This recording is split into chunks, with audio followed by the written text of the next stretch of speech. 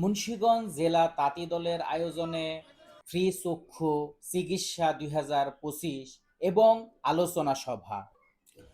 উক্ত অনুষ্ঠানে প্রধান অতিথি হিসাবে উপস্থিত ছিলেন জনাব অ্যাডভোকেট আব্দুস সালাম আজাদ, যুগ্ম মহাসচিব, বিএনপি কেন্দ্রীয় কমিটি, এবং উপস্থিত ছিলেন প্রধান বক্তা হিসাবে জনাব হাজী মুজিবুর রহমান সাহেব, সদস্য সচিব, জাতীয়তাবাদী তাঁতি দল কেন্দ্রীয় কমিটি, এবং বিশেষ অতিথি হিসেবে উপস্থিত ছিলেন আলহাজ আলী আসগর রিপন, সভাপতি, টুঙ্গিবাড়ি থানা বিএনপি, এবং উপস্থিত ছিলেন অ্যাডভোকেট মাহবুব আলম স্বপন, সদস্য সচিব, শহর বিএনপি।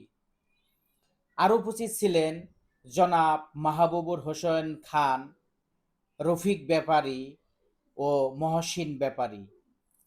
উক্ত অনুষ্ঠানে সভাপতিত্ব করেন জনাব আশরাফ হোসেন বাবু, সভাপতি, মুন্সিগঞ্জ জেলা তাঁতি দল, এবং সঞ্চালনায় ছিলেন জনাব আশরাফ হোসেন গাজী, সাধারণ সম্পাদক, মুন্সিগঞ্জ জেলা তাঁতি দল। এই বিষয়টা কারণ দায়িত্ব আপনাদেরকে দুইজনকে দিয়েছে এখানে সামাজিক কোন অবক্ষয়ের হাত থেকে দেশকে বাঁচানোর জন্য। এই মাদকদের হাত থেকে দেশটাকে বাঁচান টিউনু সাহেব, এই মাদকের হাত থেকে দেশটাকে বাঁচান ওসি সাহেব। হ্যাঁ, আমার ওসি সাহেব টিউনের সাহেব আমার ব্যক্তিগত আলাপ হয়েছে, তারাও এই ব্যাপারে খুব সচেতন। এখানে কোনো মাদক ব্যবসায়ী থাকলে গোপনে প্রয়োজন হয় আমাদের টিউনু এবং ওসি সাহেবকে জানিয়ে দিবেন, এই ব্যাপারে তারা পদক্ষেপ নেবে।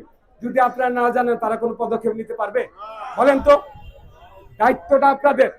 আপনারা এখানে মাদক সেবী, মাদক ব্যবসায়ী, মাদক দ্রব্য যারা করে এগুলো আমাদের ওসি সাহেবকে জানাবেন, টিউনু সাহেবকে জানাবেন, এবং তারা এগুলোকে ধরার জন্য সবসময় সচেষ্ট থাকে।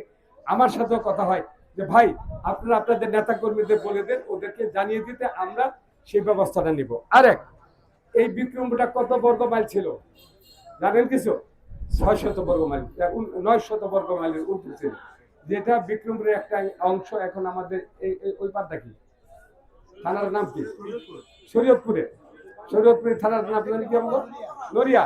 নড়িয়ারা অর্ধেক আমরা বিক্রমপুর। জানেন এগুলো?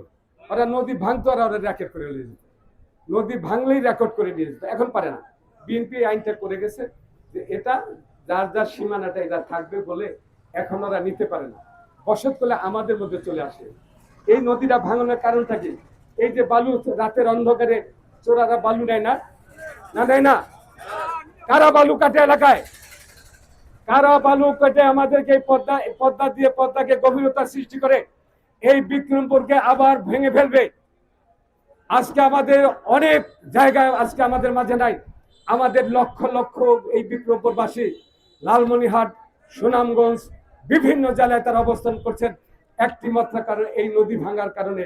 আজকে এই নদীকে ভেঙে ফেলার জন্য একটা কায়েমি স্বার্থে এই দলকে ব্যবহার করছে, এই বিএনপিকে ব্যবহার করে যারা এখনো সেই নদীতে গিয়ে রাতের অন্ধকারে বালু কাটে, তাদেরকে চিহ্নিত করতে হবে।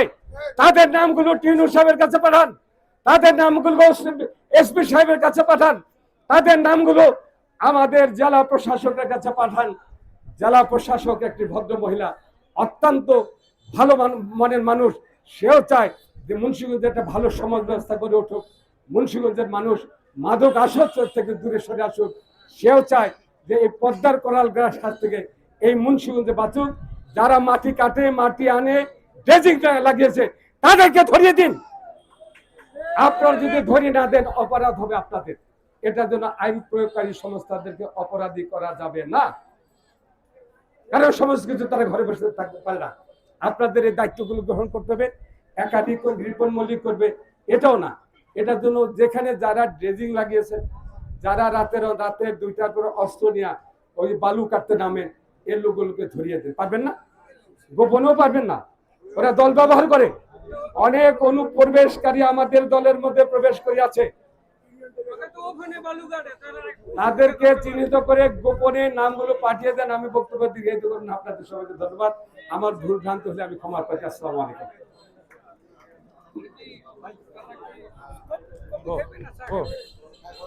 সালাম দিয়ে দাও সজন, দিয়ে দাও শুভেচ্ছা বলতে। আমি কিছু গান নামাজ পড়ি, নামাজ পড়ি। আমার একটু বললাম আমি আমার রেস্টুরেন্টে বইতে বসতো আর বিকল্প তারা গেল আমি বহু না করছি না। জি জি দুঃখিত আপনাদের সাথে আমার বড় ভাই সালাম সাহেব উনি বক্তব্য আমার আমি কোনো কিছু নাই এবং আমি আমার বক্তব্য শেষ করছি। আল্লাহ নেক হায়াত দান করো। যারা এই অনুষ্ঠানকে সফল করতে সহযোগিতা করেছে, আল্লাহ রব্বুল আলামিন যারা পরিশ্রম দিয়েছে তাদেরকে তুমি নেক হায়াত দান করো, তাদের মনের নেক বাসনা পূরণ করো। আল্লাহ রব্বুল আলামিন আমাদের জননেত্রী আল্লাহ সালাম ভাই এসেছে আজকের এই অনুষ্ঠানে রব্বুল আলামিন চক্ষু সেবায়। আল্লাহ রব্বুল আলামিন বেগম খালেদা জিয়ার উপলক্ষে আল্লাহ দোয়ার আয়োজন করা হয়েছে। আল্লাহ সালাম ভাইকে আল্লাহ তুমি কবুল করো।